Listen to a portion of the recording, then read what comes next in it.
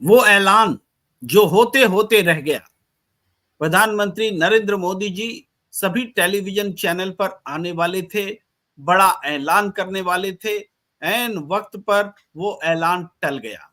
ठीक पौने 6 बजे का समय जो सभी चैनलों को बताया गया था, वो कौन सा ऐलान था, वो क्या कहने वाले थे नरेंद्र मोदी जी, जो ऐलान टल गया? क्या वो देश में इमरजेंसी की घोषणा हो सकती थी? क्या एमएसपी लागू करने की बात हो सकती थी? देश आ सकता था? क्या सीएए को लागू करने का ऐलान हो सकता था? या कोई पश्चिम बंगाल में कोई बड़ा निर्णय राष्ट्रपति शासन जैसा होने वाला था? ऐसा कौन सा निर्णय था जो प्रधानमंत्री करने वाले थे? नमस्कार, मैं हूं प्रेम कुमार। प्रणाम इंडिया में आपका स्वागत है। हमारे साथ जुड़ चुकी हैं देश की जानी मानी राजनीतिक विश्लेषक और समाज सेवी मीनू जैन जी। और हम चर्चा कर रहे हैं कि प्रधानमंत्री जी जो बड़ी घोषणा लेकर आने वाले थे, सभी टीवी चैनल्स को इत्तला कर दिया गया था। और सारे टीवी चैनल्स शाम से ही बताने लगे थे, 5:30 बजे के करीब से, कि बड़ी घोषणा होने वाली है। प्रधानमंत्री जी देश को संबोधित करने वाले हैं। जब कभी भी प्रधानमंत्री जी ने देश को संबोधित किया है, तो वो बड़ी घोषणाएं रही हैं। चाहे वो रात को 8:08 पर वो घोषणा हो, या चाहे नोटबंदी की घोषणा हो, चाहे कोरोना के समय देशबंदी की घोषणा हो, हर घोषणा ने देश को परेशान। इसलिए जब कभी भी नरेंद्र मोदी जी कोई घोषणा करने वाले होते हैं, तो टीवी चैनल पर कोई पॉजिटिव खबर की आहट नहीं होती है। ऐसा नहीं होता है कि प्रधानमंत्री जी कुछ सौगात लेकर के आने वाले हैं, बल्कि ऐसा लगता है कि कहीं कुछ वैसा ही नोटबंदी जैसा फैसला तो नहीं आने वाला है, कहीं कोई देशबंदी वाला फैसला तो नहीं आने वाला है, लॉकडाउन जैसा फैसला। तो इसको लेकर के तरह तरह की बातें मन में आने लगी थी। और टेलीविजन चैनल पर पत्रकार भी पूछ रहे थे, जनता का मन टटोल रहे थे। अब जनता क्या जाने कि प्रधानमंत्री जी के मन में क्या चल रहा है। लेकिन आज चूंकि सबसे बड़ी घटना देश में एसबीआई को निर्देश देने की कंटेम्प्ट के मामले में सुप्रीम कोर्ट ने की है, इलेक्टोरल बॉन्ड को लेकर के, तो लोगों के मन में यह सवाल था कि इलेक्टोरल बॉन्ड को लेकर के जो सुप्रीम कोर्ट ने बाध्य किया है एसबीआई को, कहीं वो घोषणा तो नहीं है, उस फैसले को पलटने वाला कोई अध्यादेश तो नहीं है। इस तरीके से मैं इससे पहले कि मीनू जी के पास आऊं, कुछ जो आशंकाएं शंकाएं हैं, इसको मैं सामने रखते हुए कि क्या जनता क्या सोच रही थी, कैसे सोच रही थी। क्या पीएम ने ऐलान करना चाहा था, फिर वो पीछे हट गए? पीछे हटे तो क्यों हटे? क्या ये घोषणा अब भी होनी बाकी है? फिर आ सकते हैं? कहीं ये जो घोषणा प्रधानमंत्री करने वाले थे, वो इमरजेंसी तो नहीं हो सकती? ये सबसे एक्सट्रीम पॉइंट है जिसकी आशंका लोगों के मन में रहती है, क्योंकि चुनाव का वक्त है, चुनाव टालने की भी बात हो सकती है। तो इस हिसाब से ये आशंका बनती है। फिर ये सवाल उठता है कि किसान आंदोलन है, जैसे यूपी का चुनाव हो रहा था, तो उससे पहले किसान आंदोलन, कृषि बिल वापस लिए गए थे, कृषि कानून वापस लिए गए थे। तो क्या इस बार भी किसानों को खुश करने के लिए एमएसपी की कोई बड़ी घोषणा तो नहीं होने वाली है कि एमएसपी को संवैधानिक गारंटी देने जा रहे हैं, अध्यादेश लेने जा रहे हैं? फिर ये भी हुआ कि सीएए को लेकर अमित शाह जी कह रहे हैं कि ये तो चुनाव से पहले लागू होकर रहेगा। तो क्या इस बारे में कोई बड़ा फैसला लेकर प्रधानमंत्री तो नहीं आने वाले हैं? इसको लेकर के भी सबके मन में बात उठ रही थी। और फिर कहीं वो अध्यादेश तो नहीं, वो अध्यादेश, अब ये अध्यादेश आप सोचने के लिए बाध्य हैं कि वो कौन सा अध्यादेश, कि जैसे ये जो एसबीआई को लेकर जो क्या बोलते हैं, इलेक्टोरल बॉन्ड को लेकर के जो फैसला आया है, इस पर कोई अध्यादेश तो नहीं है, इसको लेकर के भी आशंकाएं उठी। या कोई और दूसरा अध्यादेश तो नहीं है, इसको लेकर आशंका उठी। क्या कहीं वो बंगाल पर कोई फैसला तो नहीं होने वाला है कि राष्ट्रपति शासन जैसा कोई फैसला? ये भी आशंका उठी, क्योंकि जो चुनाव आयुक्त ने इस्तीफा दिया, उन्होंने ऐसा कहा गया कि चुनाव आयुक्त और मुख्य चुनाव आयुक्त के बीच बंगाल को लेकर डिफरेंसेस थे। आखिर ये क्या होने वाला है? इस तरह की तमाम बातें जनता के जेहन में चल रही हैं। और मैं मीनू जी के पास सवाल लेकर आता हूं। मीनू जी, खतरा टल गया है क्या? जी देखिए, खतरा टला नहीं है। टेलीप्रॉम्प्टर ठीक होते ही तो खतरा वापस आ जाएगा। टेलीप्रॉम्प्टर खराब खराब हो गया है, इसलिए खतरा टल गया है। तो ये तो हुई मजाक की बात। लेकिन जिस वजह से देखिए, जो सुबह से सॉरी शाम से एक 4 बजे के बाद से तो एक बहुत सनसनी सी फैल गई थी। एक देश सांस रोके बैठा था कि पता नहीं क्या प्रधानमंत्री क्या घोषणा करने वाले हैं, क्योंकि इसके इस घोषणा के नेगेटिव कोई इस तरह की कोई अच्छी घोषणा नहीं होगी, इसकी संभावना इसलिए नजर आ रही थी क्योंकि सुबह सरकार के मुंह पे एक बहुत बड़ा तमाचा सुप्रीम कोर्ट ने मारा है और उसमें मुंह छिपाना भारी हो गया है। क्योंकि उन्होंने सोचा था कि हम अपना ये बहाना देके कि भाई हम 30 जून तक दे पाएंगे मिलान करके, इससे पहले नहीं दे पाएंगे, उसको बिल्कुल नकार दिया सिरे से चीफ जस्टिस ने और उनकी बेंच ने। और उन्होंने कहा है कि कल तक आप इलेक्टोरल बॉन्ड से का डिटेल जमा करा दें इलेक्शन कमीशन के पास, और 15 तारीख को तक इलेक्शन कमीशन उसको अपनी वेबसाइट पे डाल दे। ये सरकार बिल्कुल भी नहीं चाहती है कि ये चीजें डिस्क्लोज हो, पता चले। जो इतना सीक्रेसी, जो कि इतनी ज्यादा पर्दे के पीछे, इतने छुपा के लोहे के पर्दे के पीछे चल रही थी ये इतने 5-6 साल से चीजें, तो उनको अचानक ऐसे खुलेआम जनता के सामने आ जाए और वो भी चुनाव के मौके पे, तो इससे बुरा सीन, इससे बुरा परिस्थिति एक सरकार, उस सरकार के लिए नहीं हो सकती जो कि अभी चुनाव में जाने वाली है। मुश्किल मुश्किल से 2-4 दिन के अंदर अंदर घोषणा होने की है चुनाव की संभावना।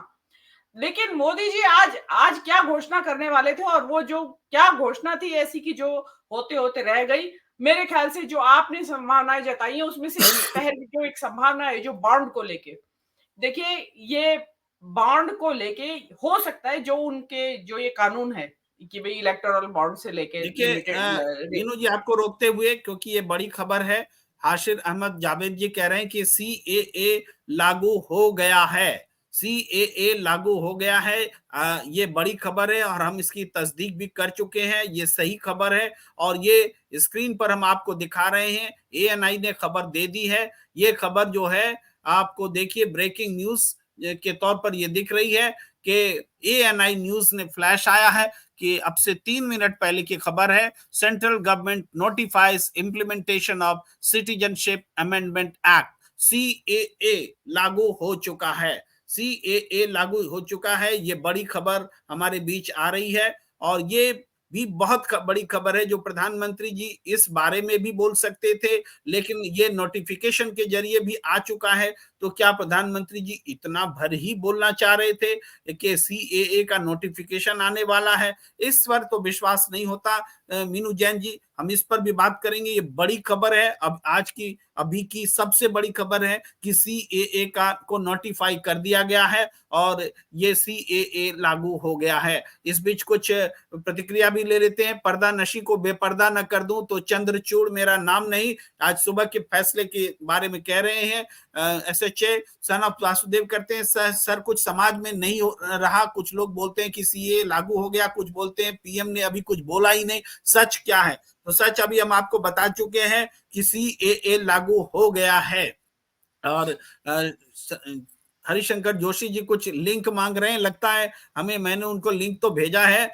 गौतम चौहान जी सीएए कह रहे हैं। गौतम चौहान जी लिख रहे हैं कि सीएए लागू हो गया है, अफगानिस्तान पाकिस्तान के नागरिकों के लिए, श्रीलंका के नागरिकों के लिए नहीं। ये इस तरीके से गौतम चौहान जी कह रहे हैं। क्या ये श्रीलंका, म्यांमार, बांग्लादेशी शरणार्थियों को लागू होगा? इस पर भी बात करेंगे। चलिए, सीएए जो सबसे बड़ी खबर है, अब वो प्रधानमंत्री जी क्या करने वाले थे इस पर भी हम बात करेंगे। लेकिन सबसे पहले सीएए पर आते हैं। मीनू जैन जी, क्या लगता है आपको, सीएए जो लागू किया गया है चुनाव के ठीक पहले, इसका मकसद क्या लगता है? इसका मकसद ये लगता है कि बाकी सारे हथियार फेल हो गए हैं, राम मंदिर काम नहीं आया है। अल्टीमेटली वो ही जो नफरत का जो हथियार है वो ही उन्होंने अल्टीमेट ब्रह्मास्त्र जिसको बोलते हैं, अमोघ अस्त्र, उन्होंने अपना ये चल दिया है। ये देखना होगा कि कितना काम आएगा, कितना काम नहीं आएगा। और जो जो की संभावना आपने जितनी संभावनाएं जताई थी उस पर आपने एक संभावना सीएए की भी जताई थी। तो अगर सीएए की, मान लीजिए कि सीएए की घोषणा खुद प्रधानमंत्री करने वाले थे ताकि पूरे देश के अंदर एक सनसनी फैल जाए और जबरदस्त ध्रुवीकरण हो वोटों का, या मुस्लिम निकल के आए और कुछ हल्ला गुल्ला हो देश के अंदर तो और ध्रुवीकरण हो। लेकिन मुझे ऐसा लगता है कि अगर बाद में ये लास्ट मिनट थॉट आया होगा, सेकंड थॉट अचानक आया उनके दिमाग में कि अगर ये प्रधानमंत्री घोषणा करते हैं नेशनल टेलीविजन पे, तो प्रोबेबली इंटरनेशनल मैसेज गलत जाता है क्यों, और प्रधानमंत्री जी को अपने इंटरनेशनल छवि की बहुत ज्यादा चिंता है। भले ही छवि इससे भी कोई अच्छी नहीं बनती क्योंकि आजकल तो सब चीजें एकदम पता चल जाती हैं, लेकिन खुद प्रधानमंत्री अगर टीवी चैनल पे आके इस तरह के डिविजनरी मतलब विभाजनकारी एक ऐसे कानून की घोषणा करे, तो वो एक बहुत ही गलत मैसेज जाता है, जो कि पहले से ही इनकी जो टॉलरेंस का जो इंडेक्स है इस देश का, इस सरकार का, वो पहले से ही बहुत नीचे है इंटरनेशनल कम्युनिटी के बीच में। तो वहां पे मुझे ऐसा लगता है कि ये घोषणा, यही घोषणा थी जो होते होते रह गई। लेकिन एक घोषणा और भी थी, ये जो बॉन्ड वाली घोषणा है, प्रोबेबली इसके लिए अध्यादेश लाने की तैयारी थी कि भाई सीबीआई को मजबूर नहीं, एसबीआई को मजबूर नहीं किया जा सकता कि वो अपना ये डिटेल प्रकाशित करे। मीनू जी, या आपको थोड़ा सा रोकते हुए, हमारे साथ जुड़ चुके हैं हरिशंकर जोशी जी। आपका बहुत बहुत स्वागत है जोशी जी। और आपका आपका स्वागत जो है हम उस ब्रेकिंग न्यूज के साथ करना चाहते हैं जो आपके ये रहा स्क्रीन पर। सीएए देश में लागू, सरकार ने नोटिफिकेशन जारी किया। सीएए सिटीजन अमेंडमेंट एक्ट देश में लागू हो गया है। सरकार ने इस बाबत नोटिफिकेशन जारी कर दिया है। ये बड़ी खबर, और इस बड़ी खबर पर एक बड़ी प्रतिक्रिया भी है जो मैं लेकर आना चाहता हूं। ये बड़ी प्रतिक्रिया है। एमएस सिंह भूखल जी कह रहे हैं सीएए न कोई रोजगार में से रोजगार मिलेगा, न तो इससे महंगाई कम होगी, न तो ओपीएस लागू होगा, न कि किसानों को एमएसपी मिल पाएगी। सीएए लागू करके सरकार क्या करना चाहती है, मैं सीधे हरिशंकर जोशी जी से पूछता हूं। अनम्यूट कर लीजिए प्लीज, अनम्यूट। सीए लागू करके सरकार जो है वो वही राजनीति करना चाहती है जिसके लिए वो अभ्यस्त है, यानी कि धार्मिक आधार पर विभाजन करके वोटों का ध्रुवीकरण करना, राजनीतिक लाभ उठाना उसका उद्देश्य है। और इसके अलावा वरना सीए लागू करना था तो आज से 15 दिन पहले भी हो सकता था, महीने भर पहले भी हो सकता था, 2 महीने पहले भी हो सकता था। और ये बड़ा अजीब कानून है मेरी नजर में। वो इसलिए है कि पाकिस्तान, बांग्लादेश और अफगानिस्तान से आने वाले हिंदू, बौद्ध, जैन और ये इन लोगों को नागरिकता मिल जाएगी। और लेकिन अगर मुसलमान आता है तो उसे नागरिकता नहीं मिलेगी। तो ये एक तरीके से देखा जाए तो ये समान नागरिक कानून जो है उसका भी उल्लंघन करता है। और दूसरा सीधा सीधा सा एक मैसेज है कि वो इस तरह से सांप्रदायिक ध्रुवीकरण करने का प्रयास कर रहे हैं। और निश्चित तौर पर इस पर उनके पास ओबीसी जैसा हथियार है जो अभी चिल्लाना शुरू कर देगा थोड़ी देर बाद में। वो जितना चिल्लाएंगे उतना ध्रुवीकरण ज्यादा होगा। उनके पास सारे औजार हैं, उन्होंने पहले ही फिट कर रखे हैं अपने बयान में। तो ये स्थिति जो है सीएए के साथ में, चूंकि राम मंदिर जो है, रामलला जो है वो कार्ड चला नहीं, तीसरे दिन से उस कार्ड का जो ढलान है वो शुरू हो गया। और तो और उत्तर प्रदेश में जब उन्हें लगा कि इसका पूरा असर नहीं हो रहा जितना वो सोचते थे, तो उसके बाद उन्हें अब कई हथियार लाने होंगे। तो अभी ये दूसरा हथियार आया है सीएए। वो चाहते हैं कि इसके बहाने देश में कोई ऐसा संघर्ष हो जाए, कोई ऐसा माहौल बन जाए जिससे वोटों का ध्रुवीकरण हो जाए। और इसके लिए उन्होंने तैयारी कर रखी होगी, आप निश्चित मानिए। जोशी जी, मैं थोड़ा सीएए के बारे में दो एक बात बोलता हूं जो भारतीय जनता पार्टी बोलती है, जो अमित शाह बोलते हैं। वो कहते हैं कि सीएए नागरिकता देने का कानून है, इससे किसी का की नागरिकता छीनती नहीं है। तो आप क्यों विरोध कर रहे हैं? आज अगर इस देश का कोई मुसलमान बोलता है कि ये हमारे लिए भेदभावपूर्ण है, तो वो सीधे पूछते हैं कि आपको क्या नागरिकता आपकी जाएगी? नहीं जाएगी। आपकी तो नागरिकता जा नहीं रही है, तो आप क्यों परेशान हैं? इस तरीके से वो बातों को रखते हैं। अब इसके बाद ये जवाब देना है कि सीएए अगर किसी की नागरिकता लेता नहीं है तो फिर मुसलमानों में खास करके खौफ क्यों है, इसका उत्तर हमें देना है। 2 लाइन मैं एक कोशिश करता हूं, फिर इसको आप थोड़ा सा और इसको समझाएंगे, फिर मीनू जी भी समझाएंगे कि क्या है। मैं ये कहता हूं कि ये 2014 तक जो कोई भी भारत में आए हैं, जो धार्मिक रूप से उत्पीड़ित हैं आजादी के बाद से, जो देश भारत से अखंड भारत वाले भारत से जो लोग आज अफगानिस्तान, पाकिस्तान, दूसरे जगहों पर हैं, वो लोग जो आए हुए हैं 2014 तक यहाँ रह रहे हैं, नागरिकता मांग रहे हैं, उनमें से उनको नागरिकता देनी है। सरकार इनको नागरिकता ऐसे भी दे सकती थी समझ करके कि कौन सा धार्मिक उत्पीड़न है, कौन नहीं है, लेकिन सरकार ने इसको एक कानून बनाया जिसमें सभी धर्मों के नाम हैं मुसलमान को छोड़कर। यानी इसका मतलब है कि मुसलमान धार्मिक रूप से इस्लामिक कंट्री में मुसलमान प्रताड़ित नहीं हो सकता, ये इसका मतलब है। यही बात बोलते भी अमित शाह जी कि पाकिस्तान में मुसलमान कैसे प्रताड़ित होगा, हम उसको क्यों अपने यहाँ लेंगे, ये बात वो कहते हैं। यहाँ हम लेंगे या हम देंगे वाली बात नहीं है। यहाँ सीएए, सिर्फ सीएए आए तो मुस्लिम वर्ग पर कोई प्रभाव नहीं पड़ेगा, उनकी नागरिकता नहीं जाएगी। लेकिन बात क्या है कि साथ में एनआरसी का भी प्लानिंग है। और अमित शाह जी ने एक बार बताया था कि पूरी क्रोनोलॉजी समझिए, और कॉन्क्लेव में, मीडिया के कॉन्क्लेव में 2 साल पहले बताया था कि हम सीएए लाएंगे, फिर एनआरसी लाएंगे, और एक एक घुसपैठिया को हम बाहर भेज देंगे, बांग्लादेश भेज देंगे, रोहिंग्याओं को भेज देंगे, ये कर देंगे, वो कर देंगे। अब ऐसे में सवाल सिर्फ ये उठता है कि जब एनआरसी आ जाएगा और सीएए लागू रहेगा, तो तब जब हम खोजने निकलेंगे कि कौन घुसपैठिया है, तो हिंदू, बौद्ध, जैन, सिख, ईसाई, इन लोगों में कोई घुसपैठिया खोजने की आवश्यकता नहीं है। ये लोग अपने आप एक तरह से इनको मिल गई है, रेमेडी मिल गई है कि आपका कागज नहीं चेक होगा। चेक किसका होगा? सिर्फ और सिर्फ मुसलमान का। क्यों? क्योंकि मुसलमान का नाम सीएए एक्ट वाले में नहीं है, और घुसपैठिया अगर कोई हो सकता है तो मुसलमान ही हो सकता है, बाकी लोग तो हो ही नहीं सकते, उनको तो हम नागरिकता देने के लिए तैयार बैठे हैं।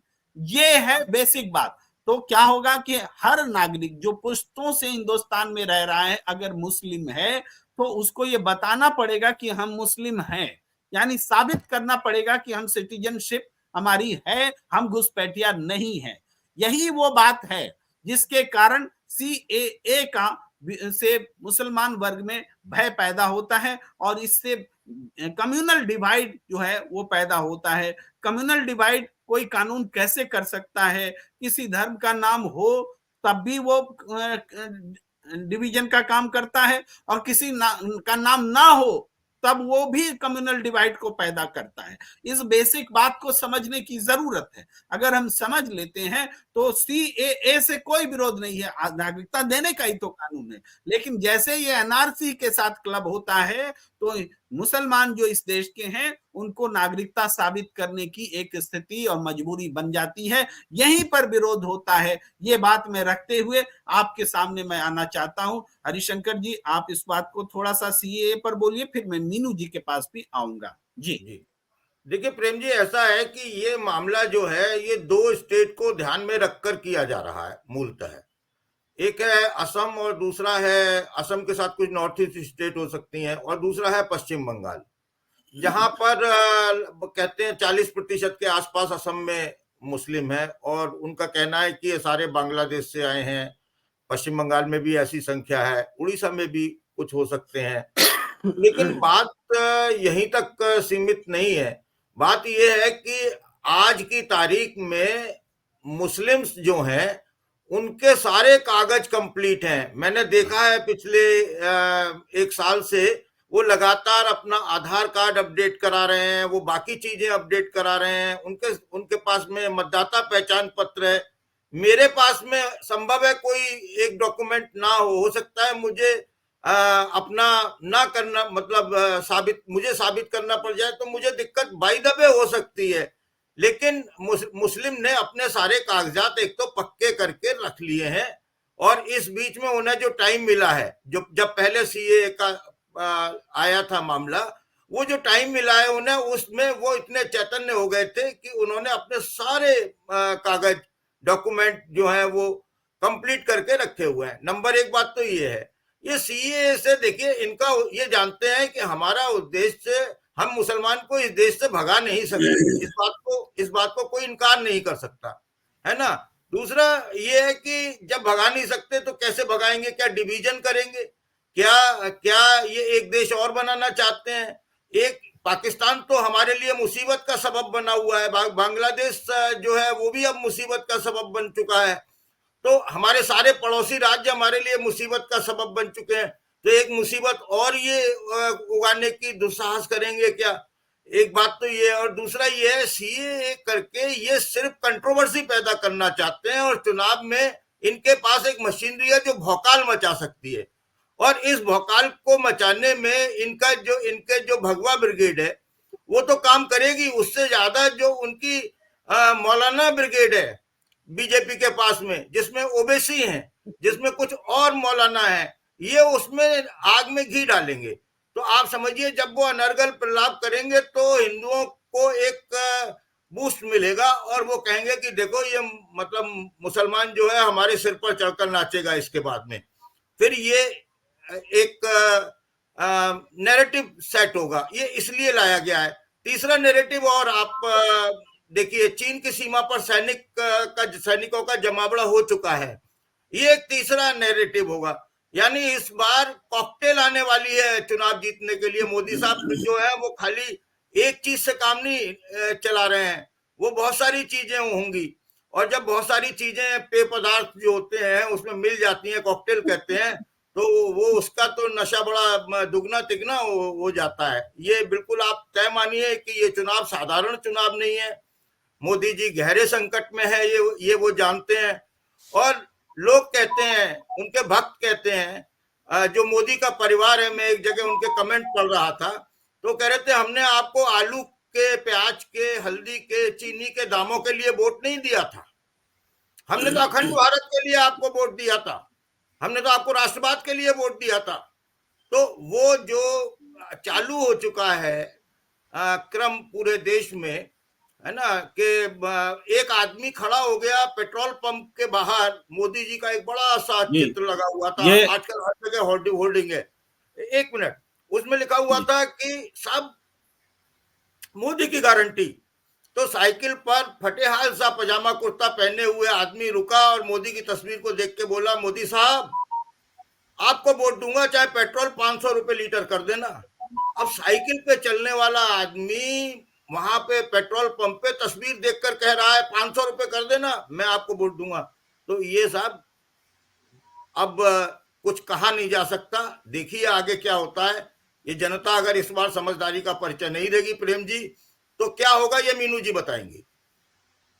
जी देखिए, मैं हमारे दर्शक बड़ी खबर दे रहे हैं, नॉर्थ ईस्ट दिल्ली में फ्लैग मार्च चालू हो चुका है, शाहीन बाग के आसपास सुरक्षा कड़ी कर दी गई है और पुलिस वहां भी मार्च कर रही है। तो ये सारी जो दिख रहा है, सिस्टम दिख रहा है। गौतम जी थोड़ी देर पहले जानकारी दे रहे थे कि शाहीन बाग सुरक्षा व्यवस्था बढ़ाई गई है और ये न्यूज चल रही है। तो जाहिर बात है कि सबसे ज्यादा विरोध जो है सीएए और एनआरसी का उस समय शाहीन बाग में हुआ था। उसको देखते हुए वो आंदोलन कोरोना की भेंट चढ़ गया था, लेकिन उसको देखते हुए इस बार भी सरकार ने जबरदस्त तैयारी की है। लेकिन सरकार को इतना डर क्यों लग रहा है मीनू जी? जी देखिए, ये मेरे ख्याल से जो अभी मैंने इसमें एक फर्रा शाकिब का आपने जो यहाँ पे कमेंट लिया था, उन्होंने कहा था कि हमें सीए से दिक्कत नहीं है, हमें एनआरसी से दिक्कत है। और जो सीए एनआरसी के बारे में आपने भी डिटेल डिस्कशन कर दिया है और हरिशंकर जी ने भी काफी डिटेल बता दिया है। तो इनका ये फ्लैग मार्च और ये जो हो रहा है ना, सुरक्षा बढ़ा दी गई है, ये अपनी तरफ से सनसनी क्रिएट कर रहे हैं, ये अपनी तरफ से माहौल में एक तरह का तनाव या एक अजीब तरह की बेचैन चुप्पी पैदा करने की कोशिश कर रहे हैं कि ताकि मुस्लिम भड़के। और लेकिन मुझे तो लगता नहीं है, देखिए सीएनआरसी का पहले भी आया, मुस्लिमों ने बड़े धैर्य का परिचय दिया, शाहीन बाग का बिल्कुल सत्याग्रह, गांधी जी के सत्याग्रह के तर्ज पे वो जो आंदोलन हुआ, उसमें आप बता दीजिए किसी ने एक उंगली भी किसी के ऊपर उठाई हो, किसी ने एक थप्पड़ भी किसी को एक दूसरे को मारा हो? तो जो मुसलमान समुदाय है जो प्रभावित है इससे एनआरसी से या सीए से, जिससे जिससे उनके सम्मान को, देखिए एक आत्मसम्मान को भी चोट पहुंचती है कि इस देश 140 अरब की जो 140 करोड़ की जो आबादी है, उसमें एक समुदाय ऐसा है मुसलमानों का कि जिसका जो धर्म है इस्लाम, उसके मानने वालों को इस देश में बगैर डॉक्यूमेंट्स के नागरिकता नहीं दी जाएगी, मतलब दी ही नहीं जाएगी, चाहे वो डॉक्यूमेंटेड हो ना या अनडॉक्यूमेंटेड हो। कोई अप्लाई भी करेगा तो उसको हजार तरह के बहाने बना के मना कर दिया जाएगा। तो ये एक उन मुसलमानों के आत्मसम्मान पे चोट है, और मकसद इनका यही है। अदरवाइज तो ऐसा कितने मुस्लिम आ गए इस देश के अंदर जो कि बगैर नागरिकता, बगैर कागजों के नागरिकता लिए हुए हैं यहाँ पे। अरे भाई आप 10 साल से हैं और जो रोहिंग्या का शोर मचाते रहते हैं, अब तक तो आपको एक एक को बीन बीन के चुन चुन के भगा देना चाहिए था। लेकिन मेरा ये मानना है कि जितना धैर्य का परिचय मुसलमानों ने पिछली बार ये जब इन्होंने ये कानून बनाया था तब दिया था, मुझे लगता है उससे दुगने धैर्य का परिचय अब देंगे, क्योंकि अब वो घड़ी आई है जब इस निजाम को पलटना है। और अब ये जनता, ये जो इन्होंने सीए का जो ये अभी इन्होंने जो ये खेल खेला है, देखिए ये सबसे पहले तो इलेक्टोरल बॉन्ड का जो आज फैसला है, जो थप्पड़ पड़ा है सरकार के मुंह पे, वो अभी उसे सहला ही रही थी तो किसी ने कहा कि मोदी जी लो बल्लम सीए लगा लो, इसके ऊपर आराम पड़ेगा। तो मोदी जी ने सीए लगा लिया, और वो अब क्या हो रहा है कि अब सब लोग इलेक्टोरल बॉन्ड से हटके इसके ऊपर आ जाएंगे। लेकिन बात दबेगी नहीं, क्योंकि 12 तारीख को एसबीआई को देना है डिटेल्स, और 15 तक वो उसके ऊपर चस्पा हो जाएंगे इलेक्शन कमीशन के बोर्ड के ऊपर। तो भाई क्या 15 तारीख को कोई और नया अनाउंसमेंट, एनआरसी का अनाउंसमेंट 15 तारीख को होगा क्या? मतलब इसका मतलब बचा के रखा हुआ है कि भी एक तो आज तो इलेक्टोरल बॉन्ड वाले जजमेंट को कुंद कर दो, ब्लंट कर दिया इससे, और 15 तारीख को जो कि जब इलेक्शन कमीशन की वेबसाइट पे पूरा डिटेल होगा तो उस दिन हो सकता है एनआरसी ला दे, हो सकता है चुनाव आयुक्त ही इस्तीफा दे दे उससे पहले।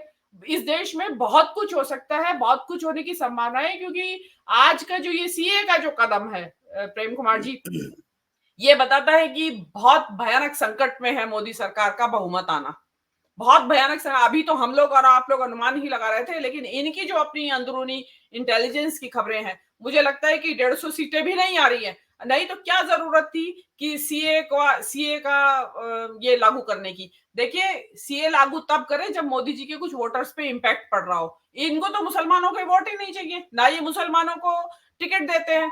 जब आपको मुसलमानों के वोट ही नहीं चाहिए, इनके नेता कहते हैं कि हमें चाहिए ही नहीं उनके वोट, तो क्या जरूरत आन पड़ी ऐसा एक कानून लाने की कि जिससे कि ध्रुवीकरण हो। आपका ध्रुवीकरण तो पहले ही हुआ है, लेकिन क्यों नहीं, आपको डर लग रहा है कि जो हमने बमुश्किल तमाम अपनी तरफ खींच लिया था हिंदुओं को, खतरा दिखा के कि हिंदू खतरे में है, वो फीलिंग इस देश में फेड आउट हो रही है, खत्म हो रही है। तो अब दोबारा से अब इस पे बीजेपी का जो आईटी सेल है और ट्रोल आर्मी है, वो सब लग जाएंगे इस काम पे कि इतना खतरा है कि सीए लाना बहुत जरूरी था। लेकिन मुझे नहीं लगता कि इससे इतना कुछ माहौल में अपने दर्शकों को बता दूं कि देश में सीएए लागू हो गया है। बहुत दर्शक पूछ रहे हैं कि क्या स्थिति है। सीएए देश में लागू हो गया है, सरकार ने इस बाबत नोटिफिकेशन जारी कर दिया है, और यह नोटिफिकेशन एएनआई ने न्यूज फ्लैश करते हुए बताया, इस बारे में जानकारी दी थी थोड़ी देर पहले जब हम ये बुलेटिन कर रहे थे कि central government notifies implementation of citizenship amendment act CAA. आप देख सकते हैं। इसके बाद शाहीन बाग में सुरक्षा कड़ी कर दी गई है। उत्तर पूर्व दिल्ली में फ्लैग मार्च हो रहा है, पुलिस सड़क पर है, और कोई कानून व्यवस्था की स्थिति बिगड़े नहीं, इसके लिए पुलिस सड़क पर है। शाहीन बाग, हम आपको याद दिला दें, वो एपी सेंटर रहा था उस विरोध का, जो सबसे पहले जब सीएए लागू किया गया था। इसके बाद पश्चिम बंगाल में सीएए लागू होने के बाद से बीजेपी जश्न मना रही है। पूरे पश्चिम बंगाल में बीजेपी जश्न मना रही है कि सीएए लागू हो गया है।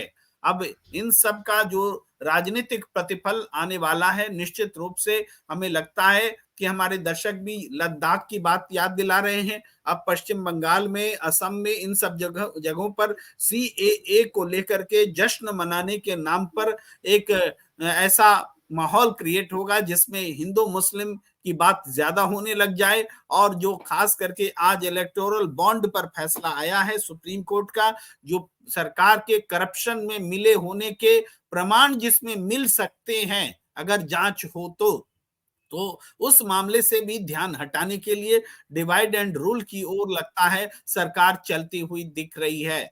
जी मीनू जी, अपनी बात पूरी करें। Unmute please, unmute. हाँ, जो सीधा जो सीए है, जो ये इस वक्त जिसका नोटिफिकेशन जारी हुआ है और जो लागू हुआ है, इससे केवल एक मोटा तौर पे जो मैं मानती हूं कि अगर मैं मुसलमान होती तो मेरे आत्मसम्मान को चोट पहुंचती इससे, कि देखिए हम मुस्लिम धर्म के मानने वालों के लिए एक ऐसा कानून इस सरकार ने लाया है और मुझे थोड़ा बहुत नाराजगी होती, लेकिन क्योंकि परिस्थितियां मेरे चारों तरफ ऐसी बनी हुई है कि मेरे ही अस्तित्व का संकट है, तो मैं चुप लगाती। लेकिन इसके साथ साथ जो खतरा, इसके पीछे जो पूंछ जुड़ी हुई है एनआरसी की, जो आपने क्रोनोलॉजी की बात की, जो हरिशंकर जी ने क्रोनोलॉजी, जो अमित शाह जो समझाते हैं, वो है खतरे की घंटी। तो मुझे, जो मैं कह रही हूँ कि हो सकता है 15 तारीख को एनआरसी का भी घोषणा कर दी जाए। इससे एक तो साफ हो गया सीए के आने से। मैं फिर दोहरा देती हूँ कि राम मंदिर का मुद्दा फेल हो गया है, जिसमें ये मोदी जी को ये उम्मीद थी कि ट्रक भर भर के, वैगन भर भर के गाड़ियां, ट्रेन की मालगाड़ी भर भर के वोट आएंगे राम मंदिर बनते ही, वो बिल्कुल फ्लॉप हो गया है। उससे वो उम्मीद नहीं है कि वो जिता देगा, वो आपको बहुमत में ला देगा। तो उसके लिए कुछ ऐसी चीज लाएं। अगेन फिर वही कि जिन मुसलमानों के वोट से आपको कुछ फर्क नहीं पड़ता है, तो उनके लिए आप चाहे उनकी नागरिकता खत्म कर दो, कुछ भी कर दो, कुछ होने वाला मेरे हिसाब से तो नहीं है, अनलेस एनआरसी इसके साथ नहीं आता। और मैं तो मानती हूँ कि मुस्लिम उन्होंने अभी तक जितना धैर्य का परिचय दिया है, और आज के इस नोटिफिकेशन के बाद भी उसी धैर्य का परिचय देंगे। सरकार भले ही फ्लैग मार्च करके और ये धारा 144 लगा ले, चाहे कहीं कुछ भी कर ले, वो जबरदस्ती अपनी तरफ से टेंशन क्रिएट करे, बात अलग है। लेकिन क्योंकि इनको शौक है, कभी यूसीसी लगाते हैं, यूनिफॉर्म सिविल कोड ले आते हैं, आज इन्होंने सीए ले आए हैं। परसों आपने एक सीन देख ही लिया था जो यहाँ पे हुआ था दिल्ली में, नोएडा में, एक जो लात मारा नमाजियों को। पर इसमें एक खतरा जो मुझे दिखाई दे रहा है प्रेम कुमार जी, इस सीए के अनाउंसमेंट, नोटिफिकेशन के अनाउंसमेंट के होते ही, ये जो इनके जो हुड़दंगी, जो भगवा कैंप के लोग हैं, जो हुड़दंगी हैं, इसमें नाम किस किस का लिया जाए, वो उत्साह में, अति उत्साह में आके कि और मोदी जी ने चूड़ी टाइट कर दी और बिल्कुल ले आए, इंतजाम कर दिया मोदी जी ने, तो ये कहीं यही लोग सड़कों पे ना निकल पड़े लोगों के साथ मारपीट करने के लिए या अपना दम दिखाने के लिए। जी, आवाज नहीं आ रही है सर। मीनू जी, कुछ प्रतिक्रिया लेते हुए हम हरिशंकर जोशी जी के पास आते हैं। एमएस सिंह भुक्कल कह रहे हैं कि बेरोजगारों को नौकरी दो, ओपीएस लागू करो, महंगाई कम कर दो, ये सारी प्राथमिकताएं वो गिना रहे हैं। बहुत जेन्युइन, यही जनता की मांग है। और गौतम चौहान जी कह रहे हैं नॉर्थ ईस्ट दिल्ली में फ्लैग मार्च चालू हो गया। घनश्याम जी कह रहे हैं हमारे देश को आजाद कराने में हमारे मुस्लिम समुदाय के भाई बहन का भी उतना ही योगदान है जितना हिंदू समुदाय का, फिर भी उनके साथ यह अन्याय क्यों हो रहा है? सिर्फ अपनी राजनीति चमकाने के लिए, और क्या फायदा होगा? मिस्टर सरकार कह रहे हैं कि supreme court exposed Modi for electoral bond scam, now Modi immediately issued notice in CAA to divert public attention. सरकार जी आगे लिखते हैं जितना प्रोटेस्ट होगा उतना पोलराइजेशन होगा, बीजेपी वांटेड दिस। ये बिल्कुल आप सही कह रहे हैं कि वो चाहते हैं कि प्रोटेस्ट हो। और मेरी तो ये सलाह यहाँ पे है विपक्षी दलों को ये बताने की कि चलिए इनके पास बहुमत था, इन्होंने सीएए लागू कर दिया, हमारे पास बहुमत आएगा, हमें जो करना होगा करेंगे, बोल करके इस मामले को यहाँ ठंडा करना चाहिए। इस मुद्दे पर चुनाव नहीं होने देना चाहिए। मेरी ये सलाह है विपक्षी दलों को। वो जानबूझ करके उत्सव मना रहे हैं, जोश मना रहे हैं, जैसे देश में इससे बड़ा कोई मुद्दा ही नहीं है। इसी तरीके से वेस्ट बंगाल में बीजेपी सेलिब्रेट कर रही है। हाशिर अहमद जी लिख रहे हैं, अभी वीडियो देखा, उन्होंने ये भी बता रहे हैं। और सरकार कह रहे हैं, मिस्टर सरकार कह रहे हैं कि I would suggest instead of protesting go to supreme court, supreme court is the only hope. कि सड़क पर प्रदर्शन करने के बजाय आप सुप्रीम कोर्ट जाइए, वही सबसे वही उम्मीद की किरण है। फराज सकीब लिख रहे हैं, सर हमने 3 महीने अपने शहर में आंदोलन किया और हम लोग पर केस तक दर्ज किया गया, लेकिन उस पूरे आंदोलन में कहीं एक ढेला नहीं चला, जबकि हजारों लोग 24 घंटे रहते थे।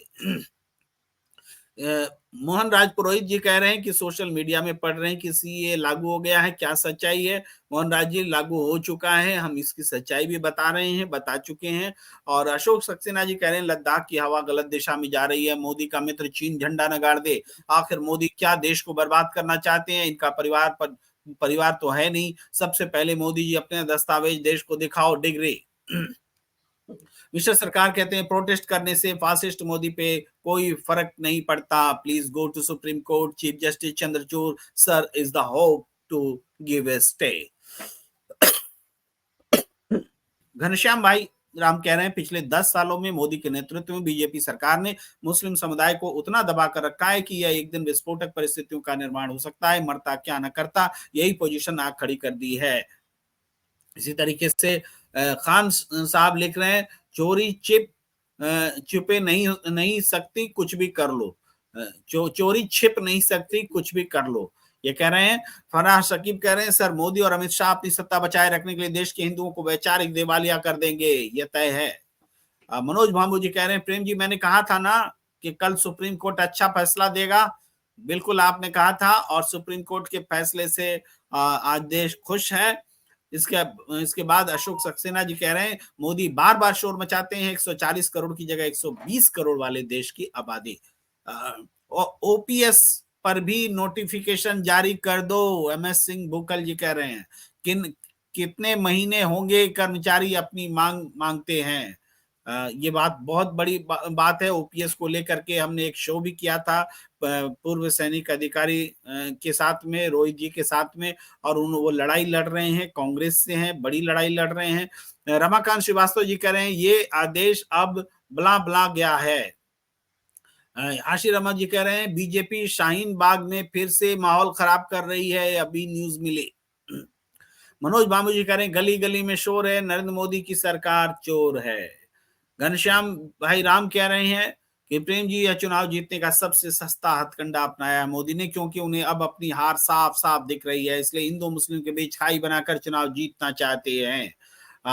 बलविंदर सिंह कह रहे हैं, बलविंदर सिंह अंबरसरिया कह रहे हैं कि I request Muslim brothers not to react to CAA because BJP wants to polarise, please be काम।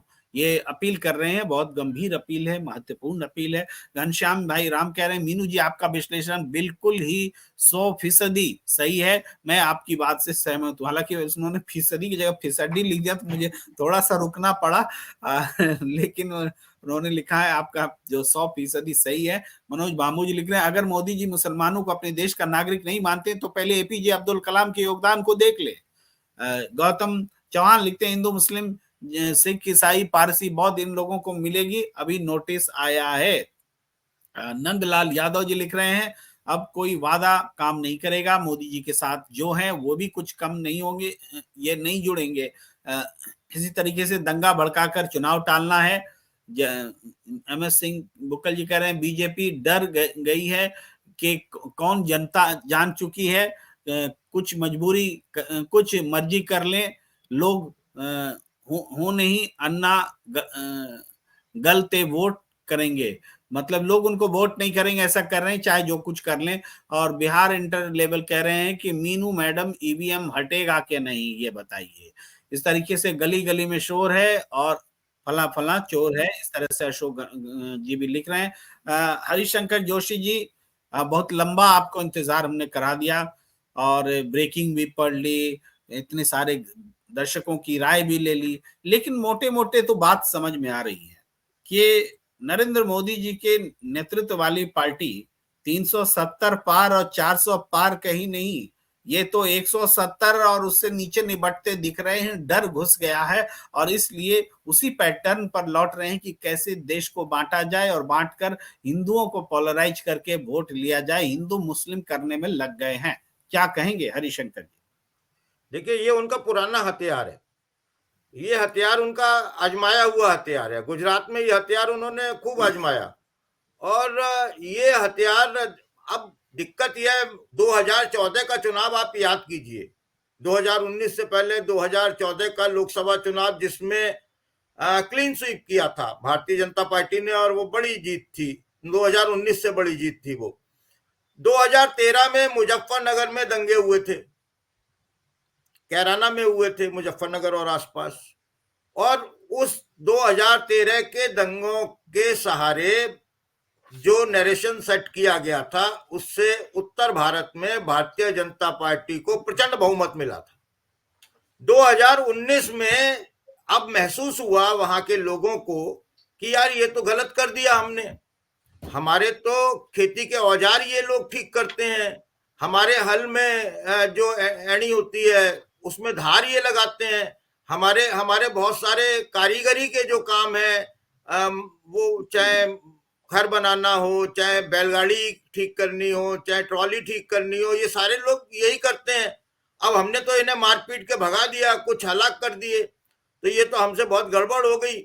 अब वो उनके पास उन कैंपों में पहुंचे जिन पुनर्वास कैंपों में वो रह रहे थे, और उनके और बुजुर्गवार पहुंचे और ठोड़ी पर हाथ रख रख कर मनोबल कर कर उनको वापस लेकर आए। बोले हम तो सदियों से तुम्हारे साथ हैं, देखो तुम इमरान चौहान हो, मैं हेमंत चौहान हूं, हमारे परदादा और पुरखे तो एक ही हैं, हम तो खामोखा बातों में आ गए। तो वो लेकर आए और फिर 2019 में इसका असर ये हुआ कि जो 50% जाट जो हैं वो वापस जैन चौधरी के साथ लौट आए, वो धार्मिक उन्माद में नहीं फंसे ये। और 19 में 9 सीटों पर भारतीय जनता पार्टी को नुकसान हुआ। 62 की उत्तर प्रदेश में टैली थी, सबसे ज्यादा नुकसान उनको इसी एरिया में हुआ। तो देखिए, आज भी दिक्कत उनके साथ यही है कि 7 सीटें मेरठ मंडल, मेरठ जोन में ऐसी हैं जो आरएसएस ने अपना आकलन कराया है, सर्वे कराया है कि वो हार रही है बीजेपी। उनमें से ये सीटें किस तरकीब से जीती जाएं, इस पर चिंतन मनन चल रहा था। तो एक तरकीब तो आपके सामने आ गई है, अब इसी तरकीब में से दूसरी तरकीब निकलेंगे। जैसे आपको मुजफ्फरनगर 2013 का दंगा, मुरादाबाद का दंगा, अलीगढ़ का दंगा, बदायूं का दंगा, मेरठ का दंगा, बहुत सारे। देखिए, करना कुछ नहीं है, करना कुछ नहीं है। आपने देखा है कि बहुत सारी जगह पाकिस्तान का झंडा फहराने वाले लोग जब वीडियो में पकड़े गए तो वो कौन लोग थे? वो मुसलमान नहीं थे। आपने बहुत अच्छे तरीके से इस बात को जानते हैं। तो ये कराने के लिए उन्हें मुसलमानों की जरूरत नहीं है। ये जरूरी नहीं है कि मुसलमान उग्र हो, वो आंदोलनरत हो, वो हिंसक हो। और कोई भी आंदोलन अगर गांधीवादी तरीके से चल रहा है, ये परंपरा देश में 47 के बाद की है। मैं देखिए बहुत स्पष्ट रूप से कह रहा हूं, अब ये बहुत निर्मम तरीके से हो रही है। पहले थोड़ा मलमल के कपड़े में लपेट कर मैंने देखा है किसान आंदोलन को। किसान आंदोलन शांतिपूर्ण चल रहा था, लाखों किसान था, कोई दिक्कत नहीं थी, अहिंसावादी था। उसी के बीच में से कुछ लोगों ने पथराव कर दिया, किसानों के बीच में से। उसके बाद लाठीचार्ज किया, आंसू गैस छोड़े और खदेड़ दिया, आंदोलन ने इस्तेनाबूद कर दिया।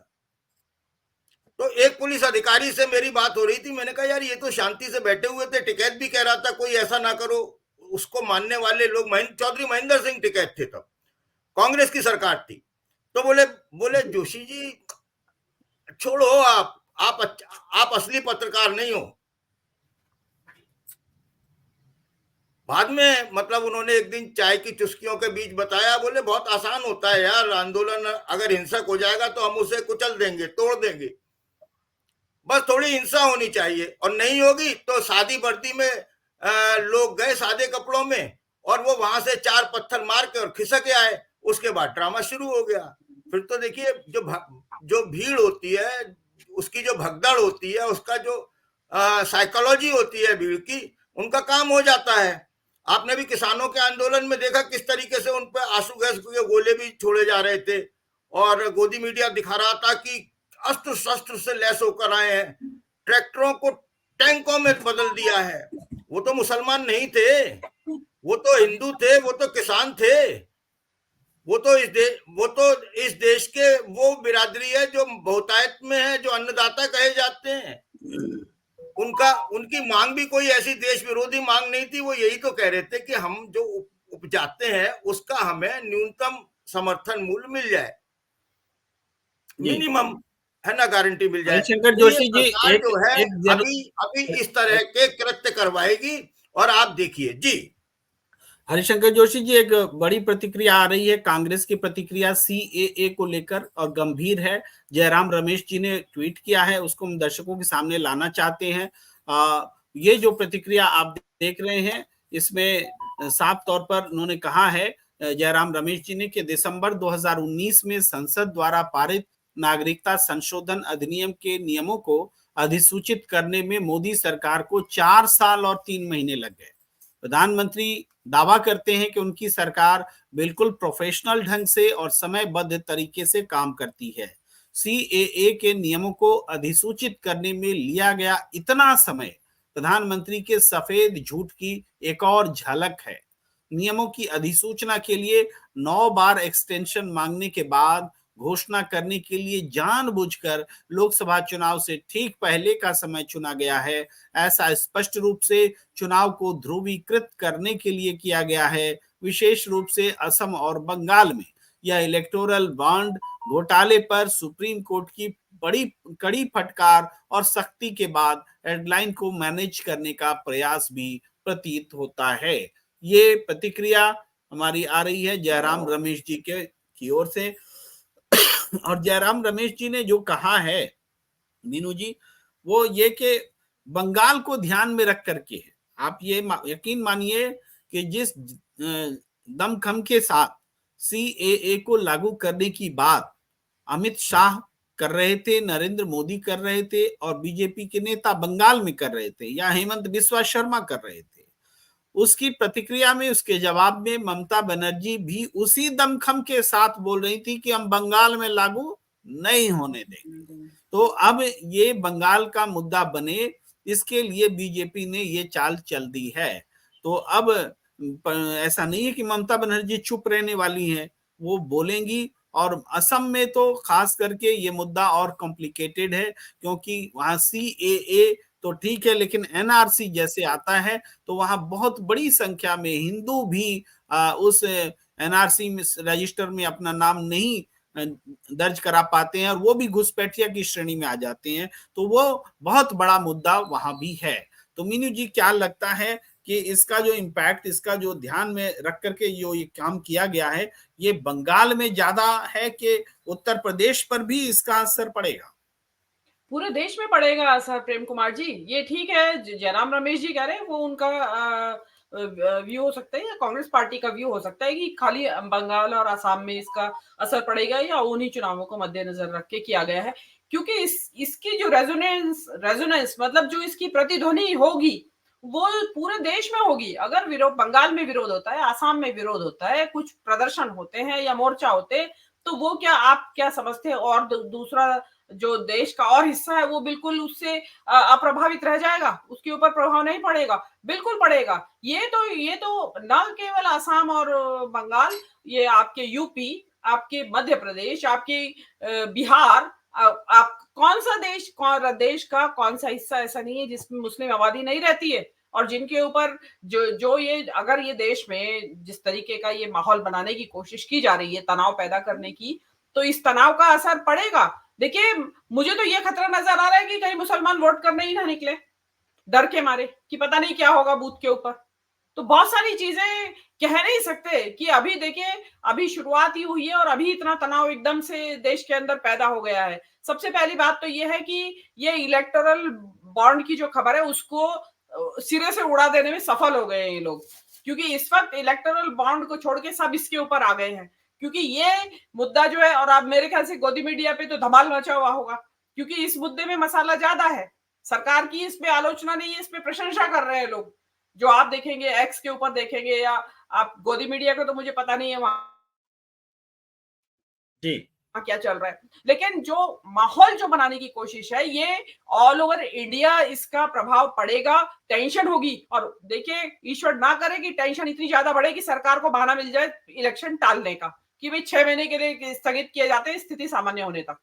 तो अभी कोई कुछ कह नहीं सकता है, लेकिन मेरा मानना अभी भी इतना ऐसा ही है कि जितना ये मुस्लिम समुदाय ने, या जो इन्होंने जो पहली बार में जिस वक्त कानून बना था, जिस प्रकार से धीरज का परिचय दिया था, धैर्य का परिचय दिया था, अब भी धैर्य का परिचय देंगे।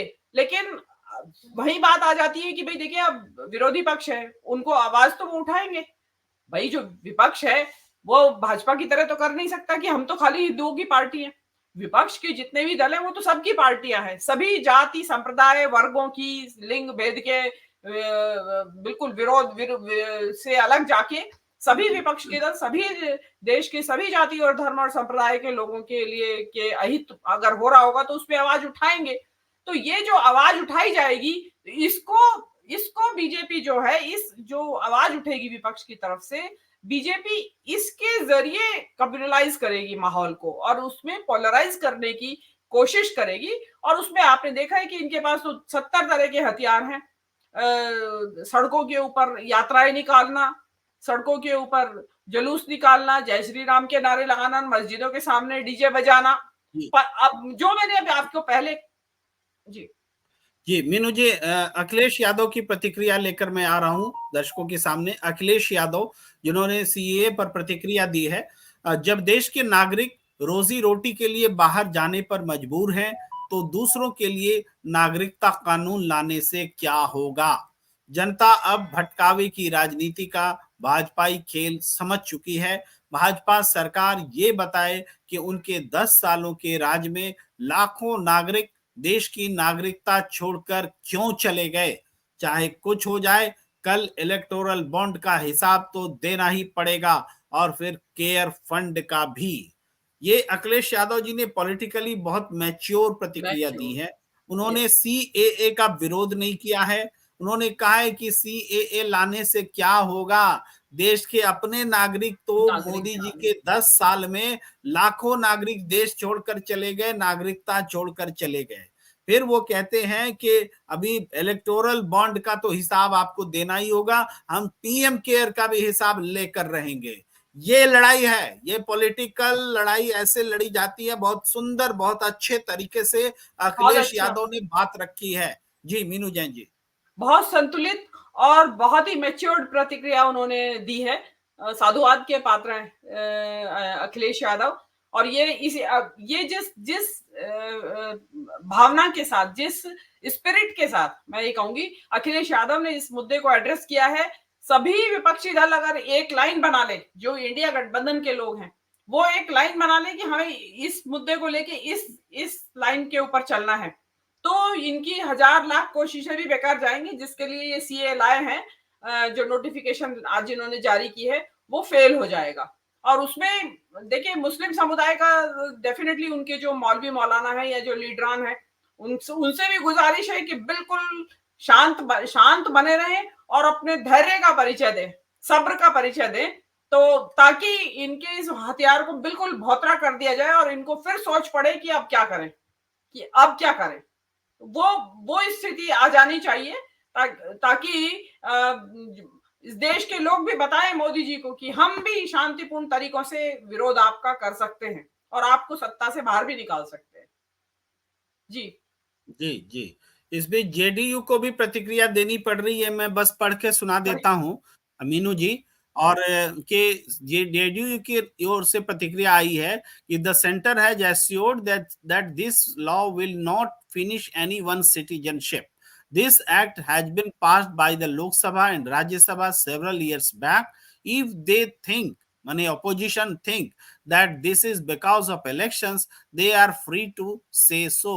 वो आजाद है ऐसा कहने के लिए, ऐसा कह रहे हैं जेडीयू, जो इस गठबंधन धर्म का पालन कर रहे हैं। लेकिन जेडीयू जिनको कि अब तक बिहार में मुसलमानों का भी अच्छा खासा वोट मिलता रहा है, उनकी प्रतिक्रिया बहुत महत्वपूर्ण है, बिहार की सियासत के लिए महत्वपूर्ण है। तो जेडीयू इस रुख पर एक तरह से भारतीय जनता पार्टी के साथ है, और पहले जो इनका रुख हुआ करता था नीतीश कुमार जी का सीएए को लेकर, इससे बदला हुआ रुख दिख रहा है। मीनू जैन जी, बस इस पर एक आखिरी कमेंट, उसके बाद हम इस चर्चा को समेटेंगे जी। इसमें बदले हुए रुख में एक चीज मैं जानती नहीं हूँ कि इन्होंने हिंदी में भी लिखा है या नहीं। अगर इन्होंने केवल अंग्रेजी में ट्वीट किया है, पोस्ट की है, तो क्योंकि जहां उनका कॉन्स्टिट्यूएंसी है वहां अंग्रेजी का इतना प्रभाव है नहीं, बेयरली ये एक्चुअली बाइट है जो एएनआई ने जारी की है, उसका जो ये था संक्षेप में अंग्रेजी में था, वो हिंदी में ही बाइट है।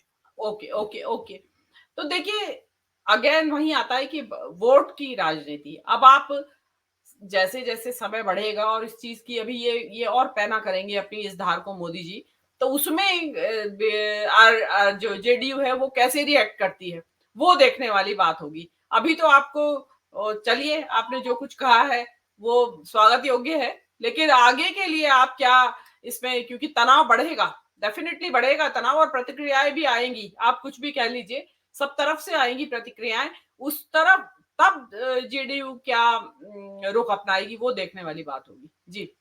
जी हरिशंकर जोशी जी, अब लड़ाई यही होगी कि वो सीएए बोलेंगे और विपक्ष बोलेगा इलेक्टोरल बॉन्ड। बताओ पैसा कहाँ खाया, पैसा कैसे लिया जी। Unmute please. इन्हें सबसे ज्यादा दिक्कत यही थी कि कल के बाद जो हमले होने वाले हैं, जो हंगामे होने वाले हैं और जो चल रहे हैं, उसको कैसे डाइल्यूट किया जाए, उससे कैसे ध्यान भटकाया जाए। तो ध्यान भटकाने के लिए इस मौके पर वो सीए ले आए हैं। देखिए ये सारे के सारे जो अस्त्र शस्त्र हैं उनके पुराने अस्त्र शस्त्र हैं, और मुझे लगता है कि जैसे कुछ ऐसे अस्त्र होते हैं जो बार बार, मतलब एक ही बार प्रयोग होते हैं, वो बार बार प्रयोग नहीं किए जा सकते। एक बार एक पटाखा चल गया, उसके बाद दूसरी बार उसके पलीते, उसमें कोई दूसरा पलीता लगा के आप आग लगाने की कोशिश करें तो ये संभव नहीं होता।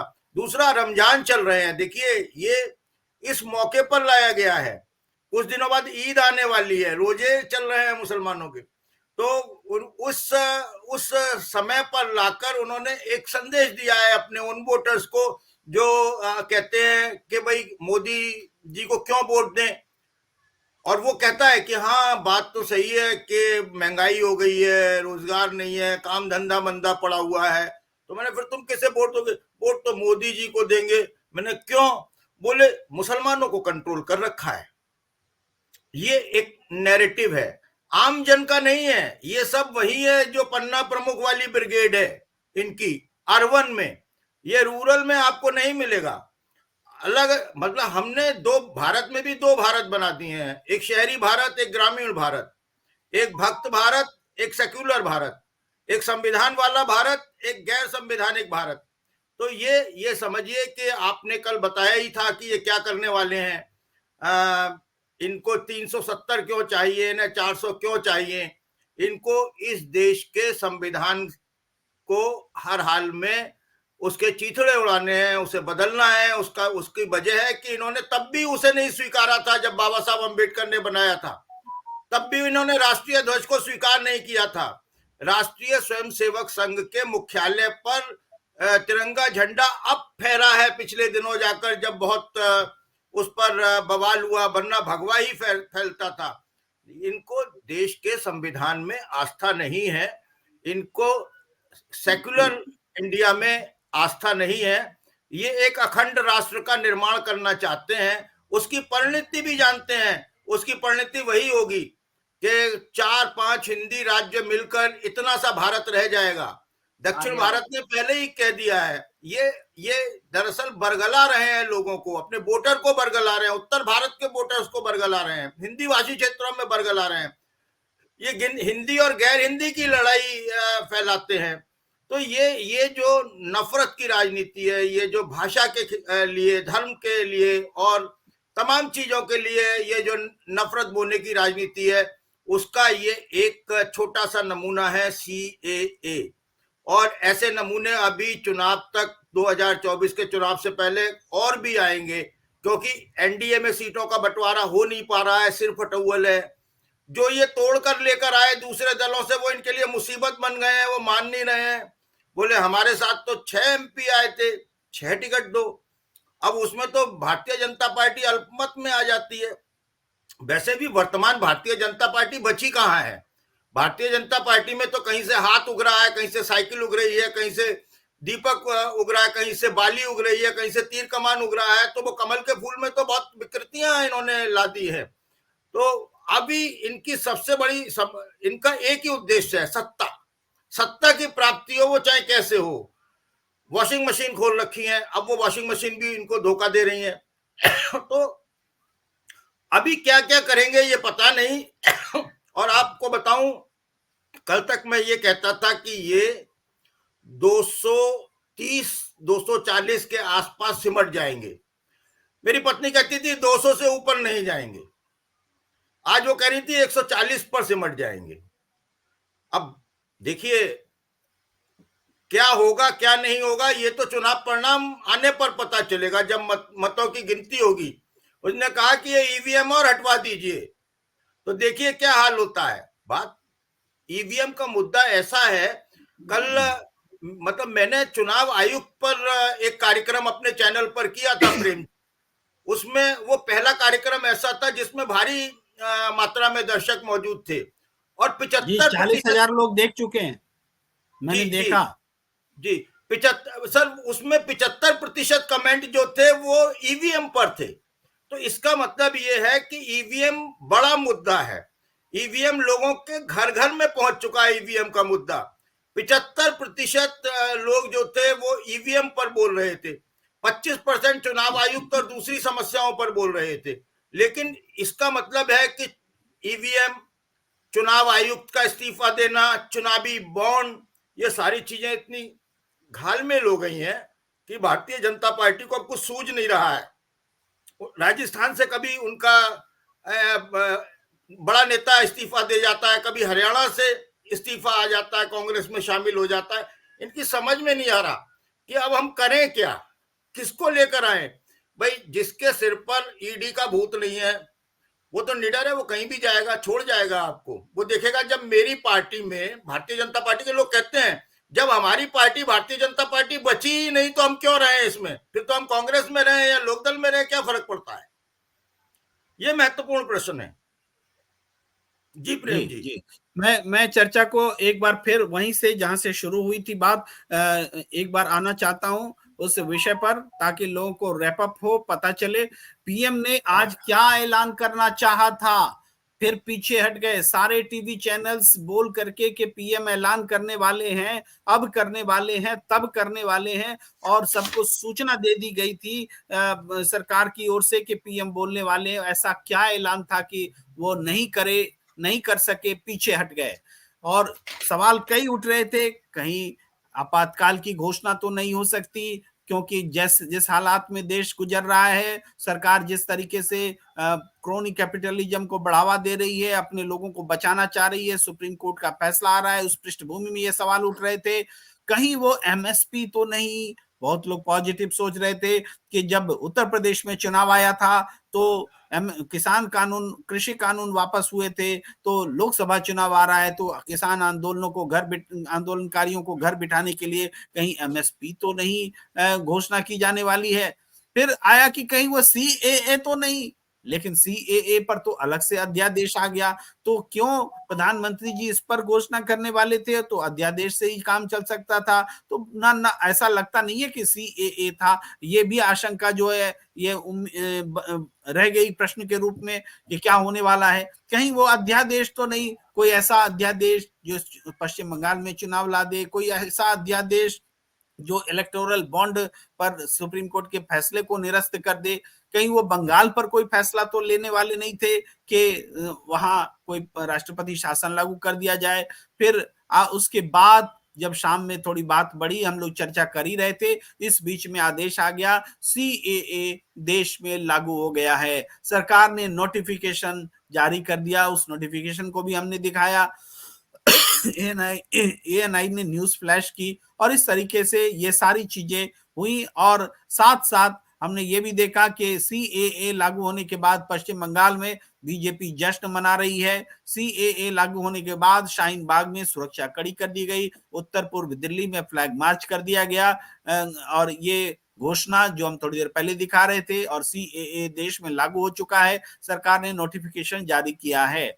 इस बीच हम एक बात ये भी कहना चाहते हैं, हमारे दर्शक कई ध्यान दिला रहे हैं, और वो दर्शक जो ध्यान दिला रहे हैं वो ये कह रहे हैं कि जिस तरीके से बीजेपी चाहती है कि सीएए पर ज्यादा चर्चा हो और इलेक्टोरल बॉन्ड पर चर्चा न हो, आप भी वही कर रहे हैं, ऐसा हमारे दर्शक कर रहे हैं। आप ऐसा मत कीजिए, ऐसा उनसे उनकी सलाह है।